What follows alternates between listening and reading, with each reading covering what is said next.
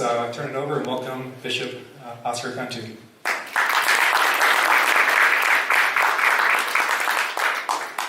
Good morning, everyone. Good morning. Let's begin our day with prayer and placing all of our activities and our intentions before the Lord, that He might purify them and sanctify them and shower them with His grace and love. In the name of the Father, and of the Son, and of the Holy Spirit. Amen. Loving and gracious God, we thank you for the rain that you have sent us, so much needed in our area. We thank you for showering us as well with your grace, with your love, with your presence. At this time, we lift up those who were affected by the fires throughout California, those who lost loved ones, who lost property, who lost homes, for the first responders who saved lives and place themselves in harm's way so that others may be saved. We ask your continued blessings upon our efforts to bring peace, to bring justice to our area where there is conflict. We lift up as well victims, survivors of abuse. May we never forget them. May we always reach out in our hearts, our minds, and in our actions to all those who have suffered. We lift up today, this day, that you may direct it in your wisdom and your love. Bless us and guide us with your wisdom. And we pray together as Jesus taught us. Our Father, who art in heaven, hallowed be thy name. Thy kingdom come, thy will be done, on earth as it is in heaven. Give us this day our daily bread, and forgive us our trespasses, as we forgive those who trespass against us. And lead us not into temptation, but deliver us from evil. Amen. In the name of the Father, and the Son, and the Holy Spirit. Amen. Well, again, good morning to you all. It's good to be with you, if only for a bit. This morning I'll have to, after I speak, and perhaps entertain any comments or questions, I'll have to run next door where I'll be with the Leadership Roundtable. So I was asked to speak and just to kind of give some broad thoughts about the church's work of justice and charity, justice and peace. So what I thought I would do, that I will speak sort of on a global level, and then and kind of draw some principles from some of the experiences that I've had over the past few years, and then zero in to what some local issues and how we can apply some of those principles at the local level. So hopefully that will be helpful as you continue the day and talking about what are some specific possibilities of working in our communities to make them more just, so that the human dignity of the individual and of the family and of society in general might prosper. As was mentioned, I've been here all of 2 months, and sometimes it feels like 2 years or 10 years. And if I had a nickel for every time I was asked, what are your priorities and what's your vision, and so on. But it's interesting. I do read the papers and known this about California, especially the Bay Area, before I ever was appointed to come to California. The issue of housing was certainly on my mind. and it continues to be a huge, huge concern. And I think that bright minds, led by some human values, can find solutions to this. It's doable. I'll let you to work that out during the day, and then at the end of the day, you can tell me what the solution is.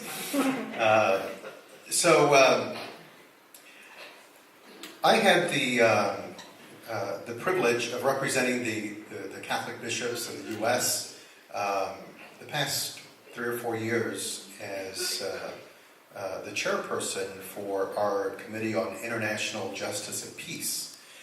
And as such, we sort of kept our eyes on issues throughout the world, hotspots, and advocated for policy that would bring a more just and peaceful situation in those areas, whether it was Africa, whether it was Latin America, Asia, or the Middle East.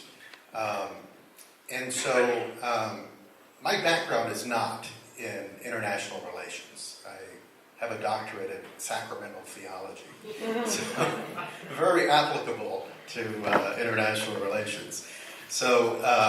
But in any case, the only reason I said yes to that position was because I felt quite confident in the staff that we have in Washington. Very, very capable.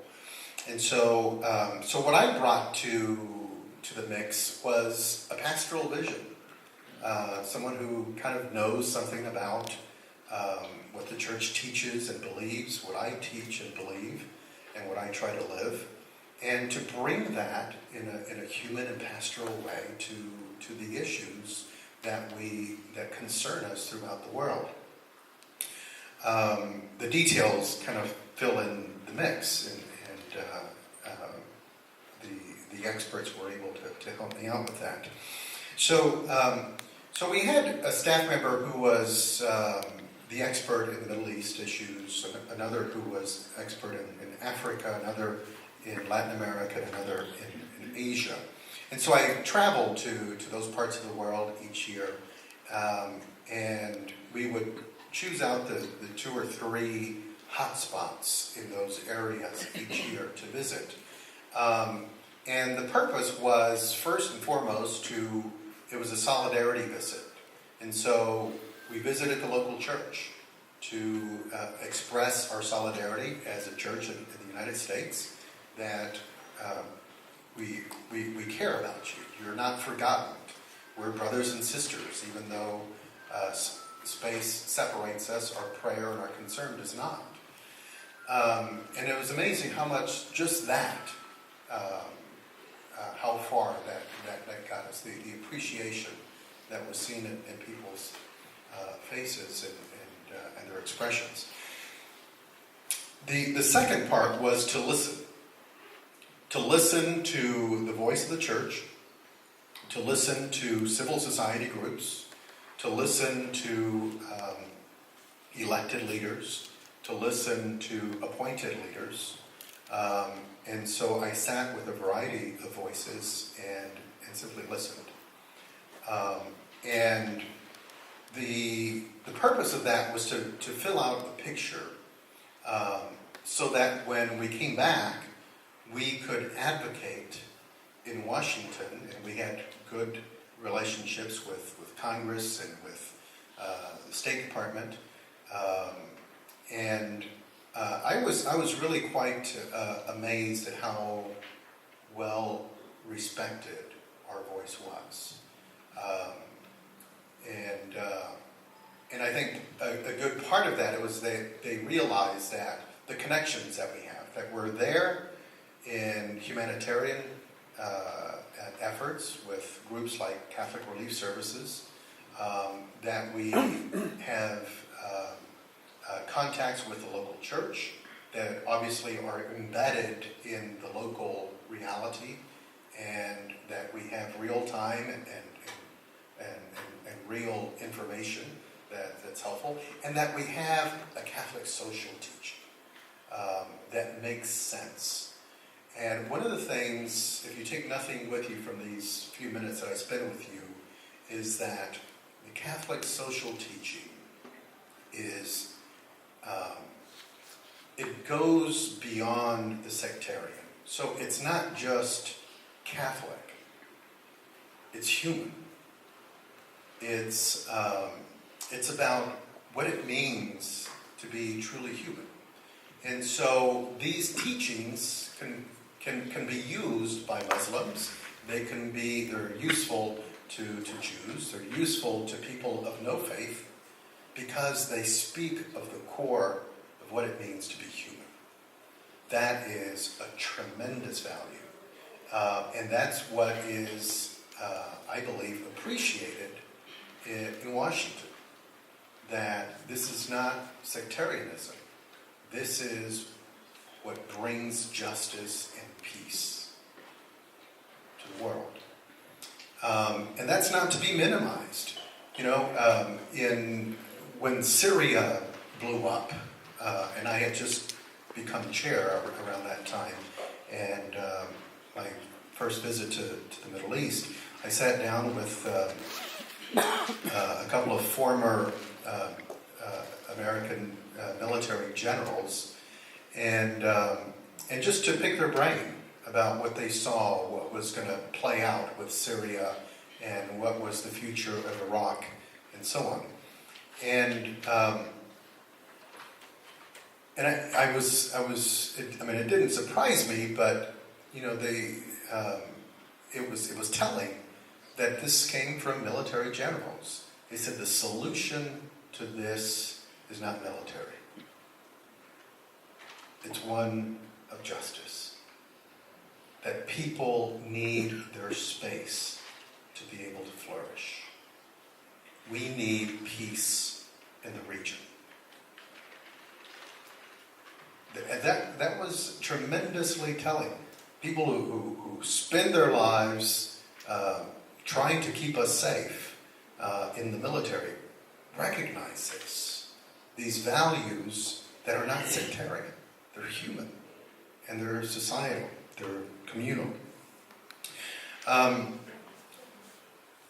So a couple of the visits that I made in several visits to the Middle East, a couple of times to Iraq, soon after the Yazidis many of them were massacred, they were chased out of the Nineveh plains, and many of them fled into the northeast sector of Iraq, and so we flew into Erbil, and we spent some time visiting with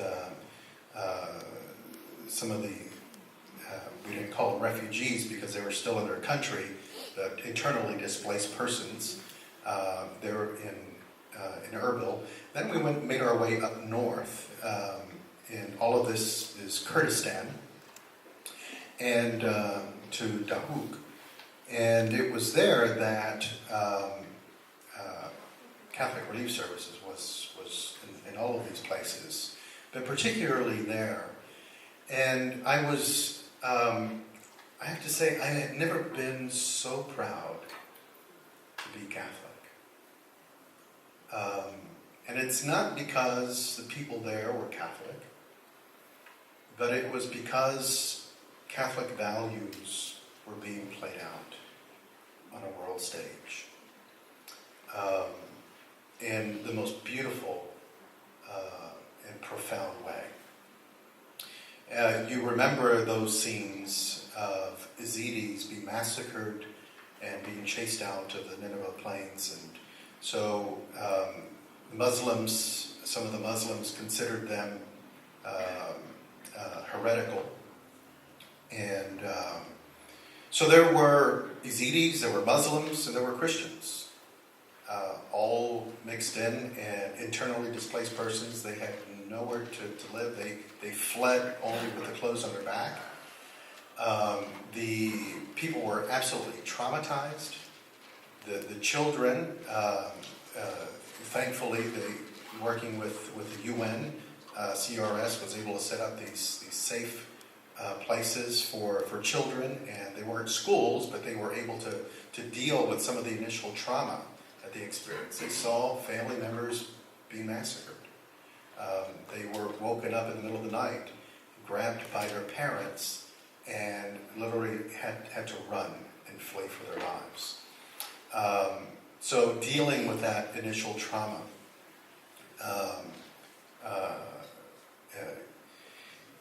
But there was Catholic Relief Services trying to put some order back into their lives, trying to give them and to show them some dignity. And what impressed me was the tagline of Catholic Relief Services, who represent, by the way, you and me, represent the church in the United States. Their tagline is, "We serve you not because you're Catholic, we serve you because we're Catholic." And again, pointing to human dignity that is not sectarian. It speaks to the imago Dei, the fact that every human person is created in God's image and likeness. No matter who you are, no matter what language you speak, no matter what you believe, we believe that you are created in God's image and likeness. And you have an unfathomable dignity to be respected, to be protected, and to be upheld. And here were all of these persons from CRS representing you and me, helping to bring dignity and order into their lives. A proud moment. I went each year as well with a group of bishops from Europe, from North America, from South Africa, to advocate for the two-state solution in the Holy Land. We visited not only with the Christians, who are every year being squeezed out of the Holy Land, where they have lived for 2,000 years, to speak up for human dignity, no matter who it affects. And we went into Gaza. And I never knew that there is a Catholic parish in Gaza. Did you know that? No, I didn't know that either. So that was our first point of contact. And the pastor there greeted us, and his greeting was, "Welcome to the largest open-air prison in the world."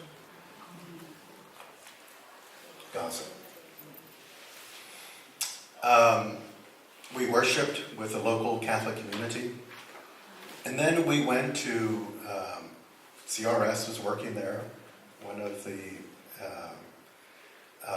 steadfast employers of the young people who are tremendously educated, very talented, but have no jobs and have no ability to leave to find jobs elsewhere.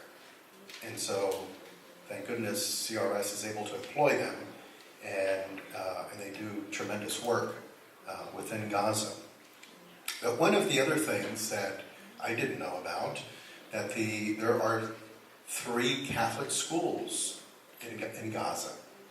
And so we went to visit a couple of the schools in the short time that we had there.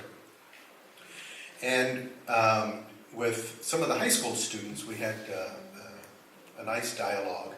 And this was right after I forget if it was it a 100-day war 4 years ago? So there was a tremendous part of Gaza City that was bombed, and so we saw all of the rubble in Gaza City. And there was a teenage girl who had become famous during those 100 days of war and battle and violence, because she was tweeting out day by day what she was experiencing. And eventually she had followers of hundreds of thousands who followed her from all over the world, from the perspective of a teenage girl in Gaza. And so she told us of her experience, and so we asked some questions, and we had a very fruitful dialogue with these teenagers in school, which, by the way, 80% of them are Muslim. And, some people ask, well, why are we spending our dollars and efforts educating Muslims? We're not trying to convert them. What's the purpose here? A Catholic worldview. A Catholic worldview that includes human dignity, that's not sectarian, that speaks of human dignity, that speaks of justice and of human development and of respect and of dialogue, and shows a template, and lives a template of how Christians and Muslims and others can live and learn side by side and build a society of justice. It can be done. It's done by these children. It's done by the nuns who teach there. It's done by the laypersons who teach. It's done by these teenagers. Just before we were leaving that dialogue with the teenagers, there was a 15-year-old boy who was sitting there. He was quiet throughout the whole time. He says, "Bishop," he says, "before you leave, I want to share something with you." So he did. He said, during this entire war, it was frightening. Every night we heard the bombs coming in. We wondered if our house was going to be bombed. And it was utterly frightening. During the couple of hours in the day that we had electricity, I was able to get email, and I got an email in from someone in the United States, and asked if I was okay, if my family was okay, if we needed anything, if we needed food, if we needed clothing or shelter. And his response was, "We're okay up until now. We have enough food to eat. We feel relatively safe. And our house is still intact," and so on. And he continued. He said, "But what we do need is dignity." From a 15-year-old boy. What we do need is dignity.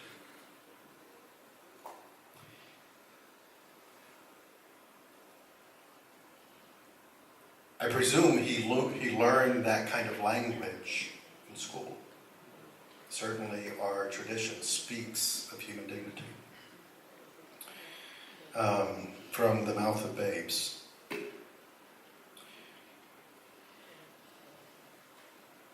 Another thing that I want to point to is a distinction, an important distinction, and I think you know it well already,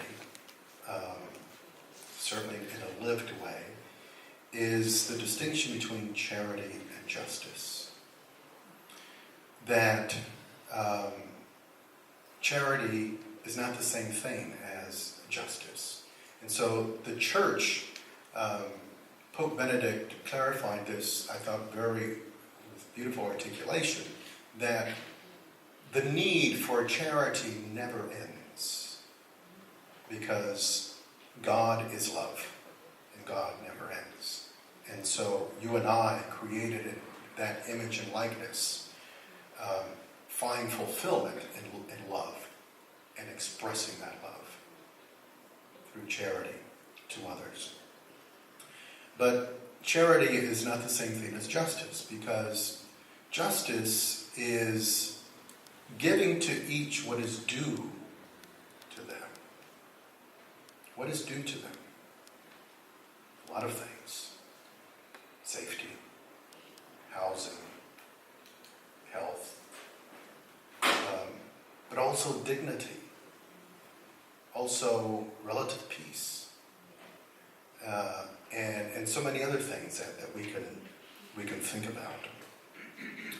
And so sometimes there are injustices that are not just transactional from individuals, but they're structural, and you know this well.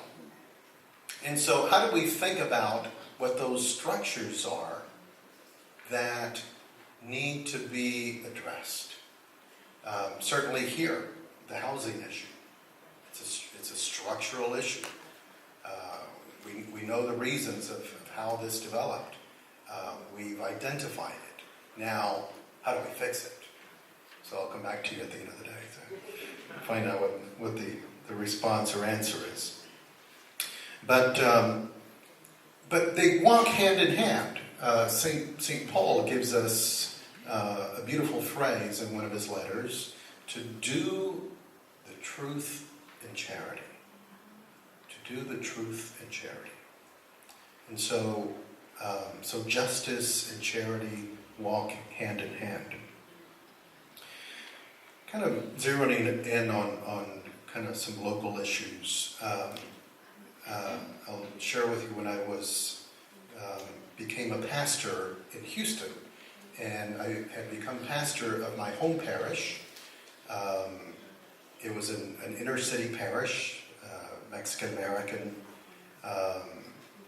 and I found out later that I was sent there because no other priest was interested in going to that parish. It had a large debt and a school that was on its last leg, and so on. And my mother was still a parishioner there, so I had the benefit of having my Sunday sermons corrected every Sunday evening. So in any case, but I hadn't been there a week that little old ladies who knew me as a kid, they came into the office and they showed me these letters. They were form letters. We're willing to buy your house. Call us. And they were all the same. And it was a time where people who had fled the inner city in the 70s were looking at the inner city now and saying, why are we driving for an hour and a half or two to our places of work? Let's just buy out these old dilapidated homes and build condos there. How easy is that? So the question was, what happens to Mrs. Gonzalez and Mr. Gomez, who are living in those old dilapidated homes and have been for 50, 60, 70 years? And this is their community, and this is their parish.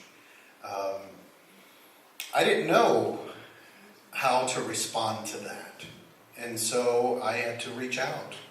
I reached out to local organizers. The IAF had an organization in Houston. I was aware of them and had worked with them a little bit. And so for the next 5 years was intense development, intense negotiation with the mayor, with our city council, with our county commissioners, with developers, and so on. And educating our own community and developing leaders in our community to raise a voice and to develop a voice. And it was a long, hard battle. But after 5 years, we had some significant victories where public funds were invested to develop affordable housing in order to help neutralize. I was transferred. Before everything, that new housing was built. But my parting words to the community was that that affordable housing had not been built, but what was clear was a foundation of human dignity had been firmly laid in that community because of development, of local leadership, and a voice of justice and of dignity. So I'll leave you just with those thoughts. Perhaps they're helpful, and I'm sure you will put your great minds together and come up with great solutions for the issues that plague us in the Bay Area.